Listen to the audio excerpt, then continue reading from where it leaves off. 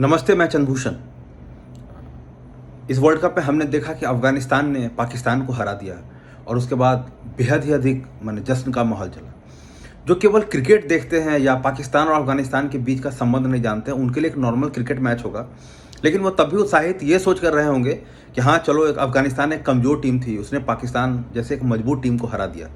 लेकिन आप देखिए इसका किस तरीके से रिएक्शन है, और ये रिएक्शन इसीलिए है क्योंकि इन दोनों देश का जो बीच का जो इधर हाल फिलहाल का जो इतिहास रहा है वो बिल्कुल ठीक नहीं रहा, और इसी के कारण इस तरह के रिएक्शंस आ रहे हैं। इसलिए मैं आपको अफगानिस्तान और पाकिस्तान के बीच के जो मीन्स रिसेंट इतिहास है उस पर मैं प्रकाश डालना चाहता हूँ।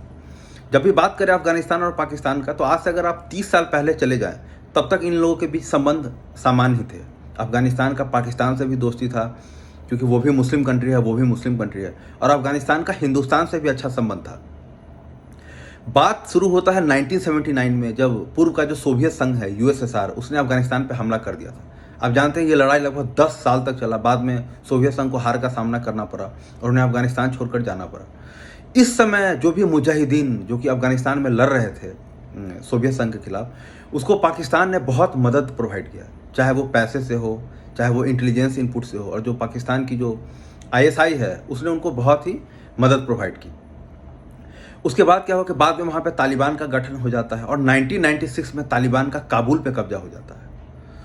तालिबान के काबुल पे कब्जा होने के बाद अगले 5 साल तक तालिबान का रूल रहता है, और उसमें वो जितने भी डेमोक्रेटिक इंस्टिंक्ट्स थे माने अफगानिस्तान के, माने जो भी लोकतांत्रिक चरित्र था उसको वो हर तरीके से ख़त्म कर देता है। प्रेस को बर्बाद कर देते हैं, महिलाओं को जो है वापस घर में रख देते हैं, ना ही किसी को पढ़ने का अलाउ, ना कुछ जो है मैंने जो कठोर वर्सन सरिया का है उसको वो अप्लाई करते हैं। इस तरीके से जो अफगानिस्तान का एक ठीक ठाक चरित्र हुआ करता था लोकतंत्र का, वो पूरा का पूरा ख़त्म कर देते हैं। इसलिए 5 साल उनका ये रहा, शासन रहा।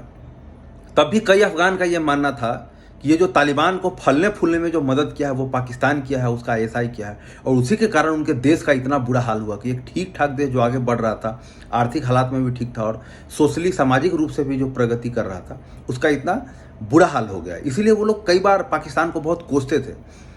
साल 2001 में अलकायदा जो है अमेरिका पे हमला कर देता है, आतंकवादी हमला, और ओसामा बिन लादेन को ढूंढते ढूंढते अमेरिका जो है अफगानिस्तान पहुंच जाती है।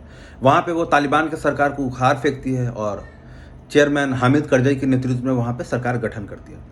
उस टाइम तालिबान के जितने भी बड़े नेता थे या जो भी आतंकवादी हैं, वो सब के सब जो है पाकिस्तान चले आए थे। और उनका जो सबसे बड़ा पनाहगार था वो कौन सा इलाका था, जो अफगानिस्तान और पाकिस्तान के बीच का जो बॉर्डर इलाका है, उस इलाके में उनका जो है काफ़ी ज़्यादा प्रभाव रहा और सब वहीं छुप गए। वो इलाका उतना आसान नहीं है, माउंटेनियस टेराइन है, और जिसको हम लोग डुरन लाइन भी बोलते हैं। पाकिस्तान और अफगानिस्तान के बीच अगर आप बॉर्डर लाइन देखें तो 2670 किलोमीटर है लगभग। और सभी बड़े तालिबान के नेताओं का और जो दूसरे आतंकवादी हैं उनका जो है वहाँ पे वो पनाहगाह बन गया। उसमें जो इलाका मेन है वो खैबर पख्तूनख्वा है। पहले का फाटा प्रोविंस भी था, अब तो फाटा को खैबर पख्तूनख्वा में मिला दिया गया 2018 में। उसी इलाके में नॉर्थ वजीरिस्तान है, साउथ वजीरिस्तान, जो कि पहले फाटा में आता था। वो सब जो है मीन्स आतंकवादियों का बहुत बड़ा गढ़ हो रहा।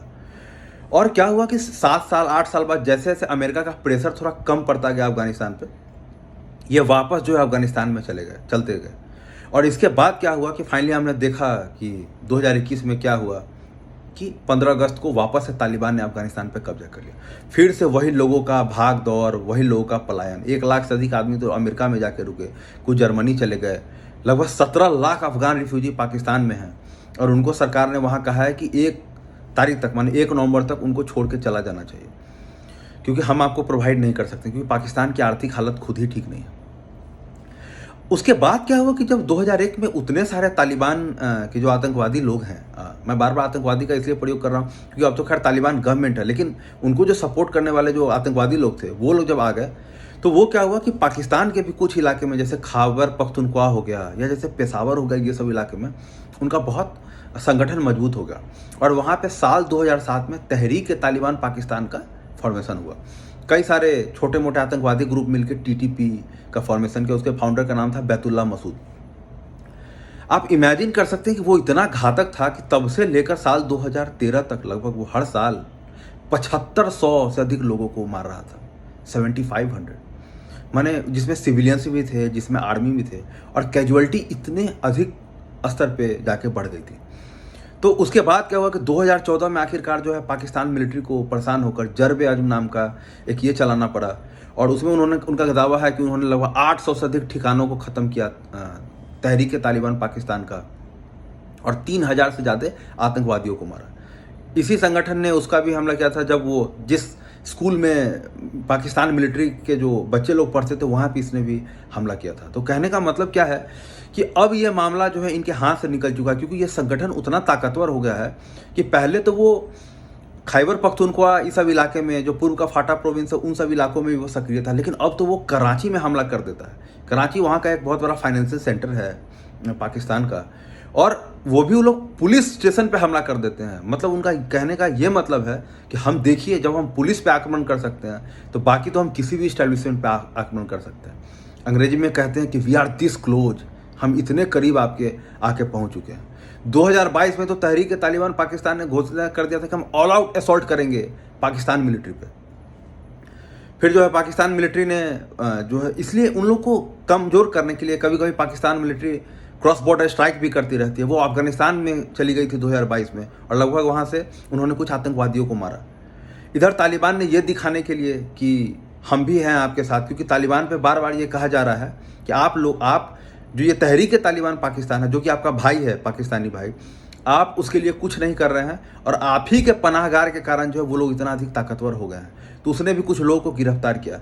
लेकिन यूनाइटेड नेशन सिक्योरिटी कमेटी की एक रिपोर्ट कहती है कि लगभग 3500 से लेकर 5500 तक आतंकवादी तहरीक तालिबान पाकिस्तान के, वो अभी अफगानिस्तान में हैं, और जब भी उनको मन करेगा वो वक्त के इंतजार में, और वो पाकिस्तान में आके इस तरीके से आतंकवादी हमला करेंगे। अभी पाकिस्तान में चुनाव होना है, और आप देखिए बार बार आतंकवादी हमला कह के कारण लोग चुनाव टाल रहे थे कि हम वहाँ अभी जो 2 प्रोविंस में वहाँ पे चुनाव होने वाला था, कह रहे थे कि हमारे पास जो है इसको टैकल करने के लिए भी हमको और अधिक रिसोर्स का ज़रूरत है। तो कहने का ये मतलब इस साल जितने भी हमले हुए हैं, लगभग 300 हमले हुए हैं पाकिस्तान में, उसमें 90% हमला तहरीक तालिबान पाकिस्तान में ने किया है। कुछ जो बलूचिस्तान का जो आतंकवादी संगठन है वो भी करता है, लेकिन तहरीक तालिबान पाकिस्तान का एक बहुत बड़ा रीच है। पहले तो वो सिर्फ पहाड़ी इलाकों में था, अब वो शहर में भी हमला करने लगा है। तो कहने का ये मतलब है कि अब ये सिर्फ मामला नेशनल सिक्योरिटी का नहीं रह गया है, ये सोशल भी मामला हो गया है। क्योंकि अगर इस तरीके से आतंकवादी हमला होता रहेगा तो किस देश में कोई बिजनेसमैन जाके इन्वेस्टमेंट करेगा। भाईचारा भी जो है वो घटने लगा है अफगानिस्तान और पाकिस्तान के भी। तो अब जो है, चाहे वो अभी की तालिबान सरकार हो या पाकिस्तान की जो सरकार है, अभी तो वहाँ पे केयर टेकर प्राइम मिनिस्टर हैं काकर, मतलब है कि अब इनको टेबल पे आके बैठ के और डिप्लोमेसी से ही कोई ना कोई इसका जो समाधान निकालना पड़ेगा। क्योंकि इस तरीके से वहाँ आक्रमण करके या तालिबान जो है पाकिस्तान के साथ गोलीबारी करके इस तरीके से कुछ नहीं होने वाला। कोई ना कोई समाधान निकालना ही पड़ेगा, क्योंकि पाकिस्तान की आर्थिक हालत लगातार ख़राब होते जा रही है। डॉलर के मामले, जो डॉलर के मुकाबले उसका जो करेंसी है वो लगातार गिरता जा रहा है। अफगानिस्तान का भी माली हालत ठीक नहीं, क्योंकि जब तालिबान आया तो बहुत सारे फॉरेन फंडिंग रुक गए, और इस तरीके से दोनों ही देश का अर्थव्यवस्था लगभग चरमरा सा गया है। तो अगर इन लोग को ठीक करना है, अगर इन लोग को आर्थिक हालत ठीक करना है, फॉरेन इन्वेस्टर्स को अपने आप पे भरोसा लाना है, तो इन लोग को ये चीज़ करना पड़ेगा कि बैठ के वहाँ पे सिक्योरिटी को ठीक करें, देश के इंटरनल सिक्योरिटी को और दुरुस्त करें, ताकि लोग आसानी से बाहर से आके वहाँ पे फॉरेन इन्वेस्टमेंट करें, लोगों को जॉब मिले, और पाकिस्तान जो है खुशहाली के रास्ते पे चले, अफगानिस्तान भी खुशहाली के रास्ते पे चले, और जो वहाँ के लोग हैं, जो कॉमन पीपल हैं, कॉमन सिटीजन हैं, उनका जो जीवन है वो इम्प्रूव हो सके। देश की आर्थिक हालत इम्प्रूव होगी तभी कॉमन सिटीजन्स का भी आर्थिक हालत इम्प्रूव होगा। उम्मीद है ये आपको पसंद आया होगा। आज के लिए बस इतना ही, शुक्रिया।